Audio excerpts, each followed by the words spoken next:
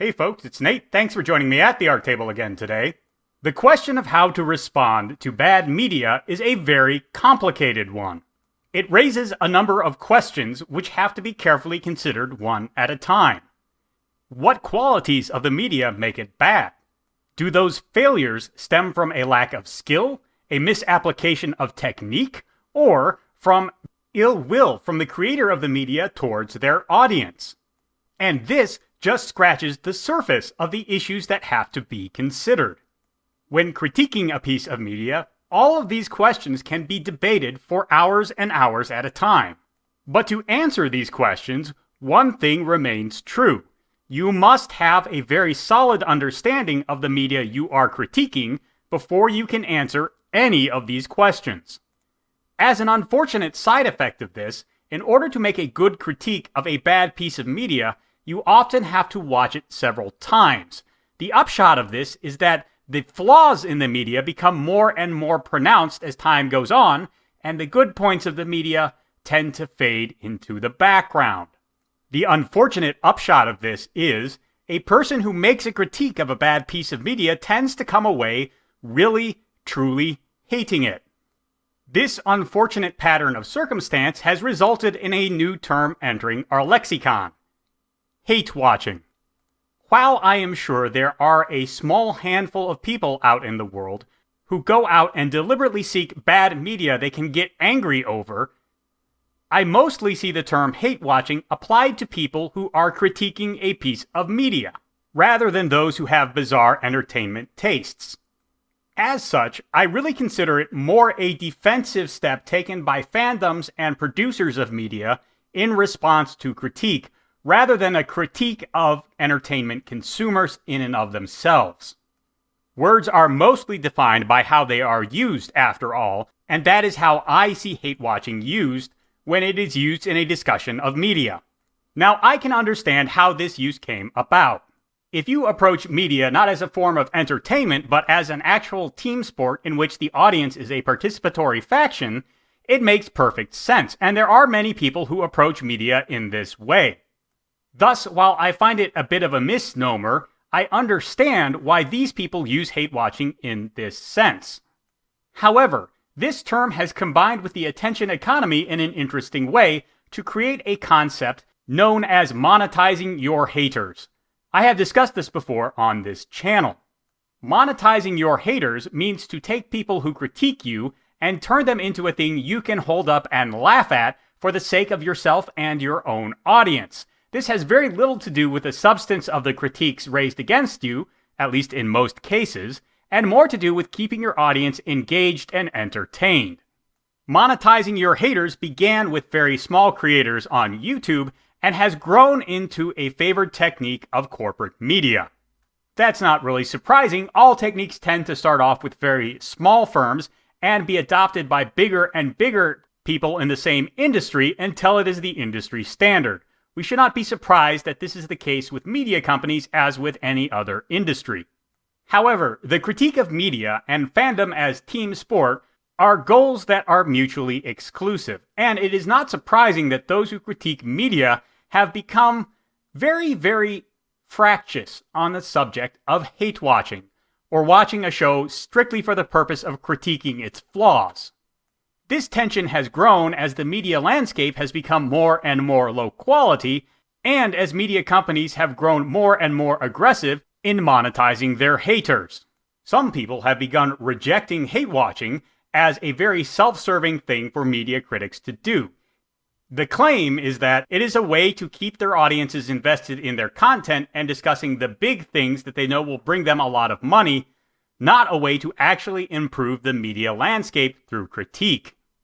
Furthermore, it is the position of the anti-hate-watching faction that hate-watching dulls the senses of the critic and fuels the companies that create bad media.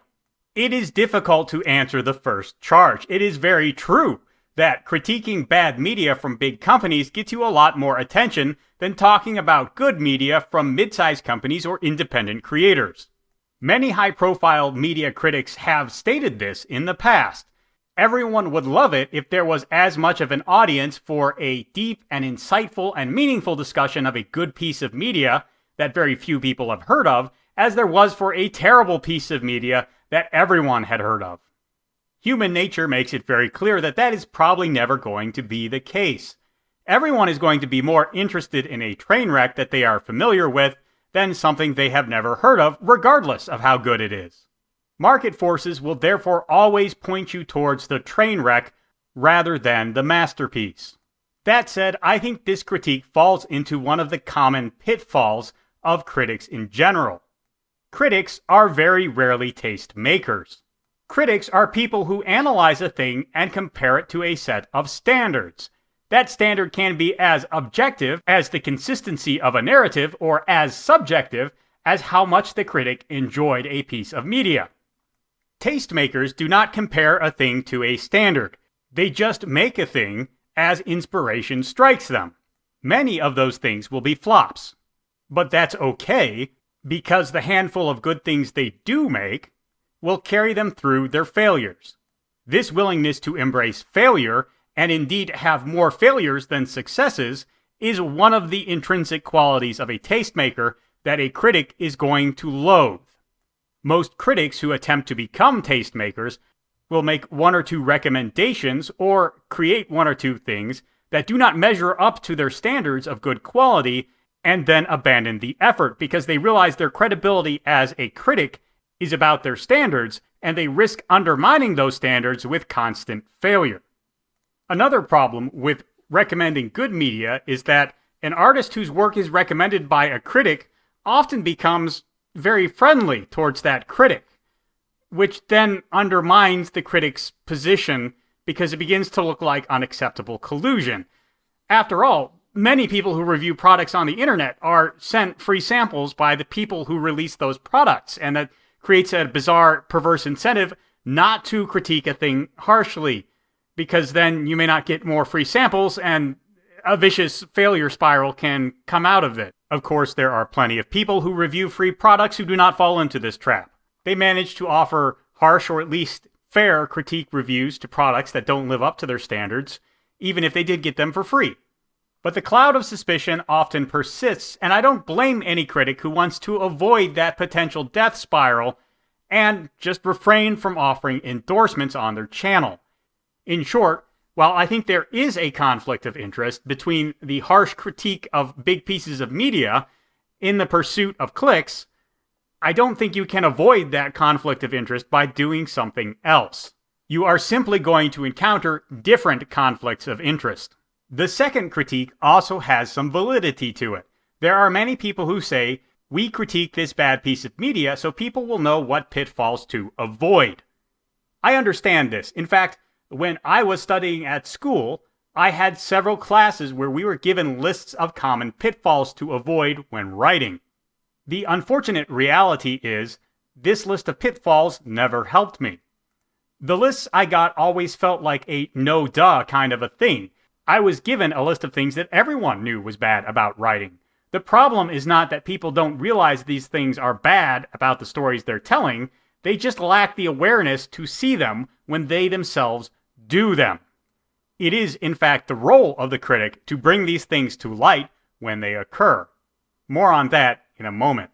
When an anti-hate watcher brings up this point, what they are trying to say is that if you spend all of your time consuming terrible media, a number of things happen to you. First of all, you lose your sense of nuance. It is very easy to fall into the trap of praising a piece of mediocre media simply because it does not fall into the same pitfalls as terrible media, or at least its failures are not as egregious as the piece of terrible media. This has become known as the prequel effect, a reference to the way the Star Wars prequel movies looked better and better as the Disney sequel trilogy went on.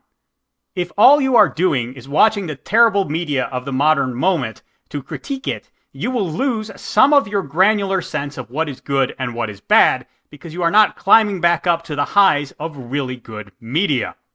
Furthermore, there is very limited value in critiquing the failures of media. They almost all boil down to a lack of care and thought put into what you are creating. Whereas good technique is almost infinite in its variety and complexity. And if you get out of the habit of analyzing all that variety and complexity, the muscles in your mind that allow you to perform this analysis will get very, very lazy.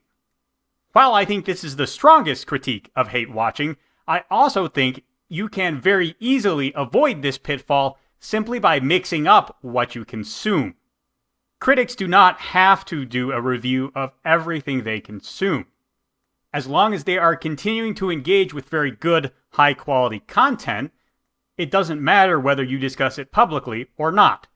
I doubt anyone really needs a video essay on Anna Karenina, but reading it can make a critic a better critic, and do a lot to keep your analytical muscles strong. Finally, the third critique of hate watching is that you feed the beast. One of the major roles of the critic has always been to keep an artist informed of how their art is coming out and advise them on how they can improve it. It is true that many critics take this role as an opportunity to aggrandize themselves at the expense of the artists they critique. However, the fact that critics misuse this role does not mean it is an invalid role. Unfortunately, in a culture where it is possible to monetize your haters, it is very difficult, if not impossible, for critics to fulfill this role. Instead, criticism will be taken and twisted into a means to promote your own media. Critics can be villainized, whether fairly or not, and turned into a promotional tool which the creator then relies on to sell their product. From this point of view, critique, no matter how harsh, becomes a net positive to the product. It is this approach to marketing that has made the no hate watching movement of the last year or so convincing. In fact, I myself have espoused this point of view on occasion. I definitely think there is some truth and some validity to this point of view. You cannot overcome a flaw just by tearing down that flaw. If you put nothing in its place, as soon as your vigilance lapses, that flaw will reassert itself and you will be in a worse place than you were before. Poorly written Star Wars content has been the norm under this Disney era. A number of critics were highly opposed to it, but when they got something that looked a little bit good from The Mandalorian, they relaxed their guard, and a whole new flood of poorly considered, terribly written, terribly paced TV shows came out on Disney+. And this is in spite of the fact that many of the people who praised The Mandalorian claim they initially intended to be as hard as possible on the show. That momentary lapse in judgment just doomed us to a lot of more terrible content. However, there are two things to keep in mind. First and foremost, the response of an artist to critique is not the responsibility of the critic. The responsibility of the critic is to do their best to fulfill the role of a critic. Part of that role is to remonstrate an artist when they make a mistake. A critic who refuses to do that is derelict in their duty, regardless of why they refuse to do it. If an artist takes a justified critique and twists it into a slander of the critic to the applause of the audience, that is not the fault of the critic. That is a problem with the culture at large. A critic who hopes to set that right will never do so by refusing to critique that artist. Second, and just as importantly, the critic is not just there to remonstrate an artist. He is there for the edification and education of the general audience. While it is frustratingly slow, audiences are catching on to the terrible state of modern media. They are turning away from the biggest media companies, and they are turning more and more to small, independent creators. Those creators are not currently creating much of the kind of media that we are accustomed to, but I'm sure that more traditional narrative-driven storytelling will one day reassert itself after all of the vandalism that has been done by major media corporations. It may take a while, it may require all new distribution methods, but I'm sure it will happen. And that doesn't mean that bad media will go away. We still have a ton of terrible pop music, even though YouTube and Spotify and SoundCloud and Bandcamp and any other number of independent music distribution services have completely reworked the music distribution landscape and the ways we have to get good music. While it's not a scientific sample, many of the people I know who have turned away from mainstream media have done so, at least in part, because they heard a critique who articulated ideas they were already formulating in a way that was easy for them to understand and made them more confident in their positions, confident enough to abandon what was not working for them and begin looking for something new. That part is the education role of a critic, but there is another part that is equally important that is talked about a lot less, although you do still hear some people bringing it up. And that part is the edification of hearing things that you know, but have not necessarily been able to articulate, come from a person whose sole duty is to work out these ideas and set them down in coherent fashion. If nothing else, even if you have already worked out these ideas and written them down, finding someone else who agrees with you, who has also gone through the time and effort to think them through, and gone through the same process, reaching the same conclusions as you have, is a great boost to morale. When I watched The Last Jedi, I sat down almost immediately and wrote out my thoughts that would eventually go up on my blog as one of my regular critiques of media. But let's face it, I put them up on a blog, a medium that doesn't really get a lot of engagement anymore, even though I still plug away at it. By the way, there's a link down below if you're interested. No one agreed with or contradicted my points, and it felt very much like shouting into a void. Meanwhile, a bunch of people I know with very casual opinions on media didn't seem to find anything wrong with the movie, and I began to question my own conclusions. So I went out and I looked, and I found a YouTuber by the name of Mauler. He had created a video essay called Star Wars: The Last Jedi, An Unbridled Rage. That was when I knew I had found my people. It is very lonely and discouraging to be the only person who thinks harshly of a story and hearing everyone else praise it. And this, in and of itself, can be enough to cause your standards for media and storytelling to lower. It can be enough to make a person settle for second best. A good critique of a piece of media, no matter whether or not it gives the creator a chance to monetize their haters, can be all it takes for a part of the audience to keep their standards high. It is very easy to say a critic should be able to hold fast to their standards for media, whether anyone shares them with them or not. You can say that listening to critics that agree with your opinion is just putting yourself in an echo chamber or a circle jerk. But the fact is, as iron sharpens iron, so one man sharpens another. Yes, this can come through healthy disagreement on ideas, but it can also come from listening to other people who have the same basic ideas as you, but work them out in a different way. This is a service that the critic provides, and it should not be quickly discounted. All in all, the discussion around hate watching is very interesting to me. There are a lot of reasons to consider doing it and to consider not doing it. I consider myself more of an artist than a critic, so I don't chase after bad media just to critique it.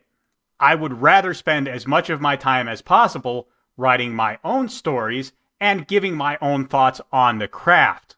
Sometimes giving my thoughts does require a certain degree of criticism to be leveled at media in general. When that is the case, I do not hesitate to do so. I also do things like the Iron Age comic reviews on this channel, both because I want to promote good stories, and I believe that for something like an indie comic creator, I may be the only critic who takes the time to give them that kind of feedback. However, the situation may be very different for someone who considers themselves primarily a critic rather than a creator. I myself have benefited from the work of these kinds of creators, not because they had great lessons to teach me, but because they encouraged me to keep looking in the direction I was looking in.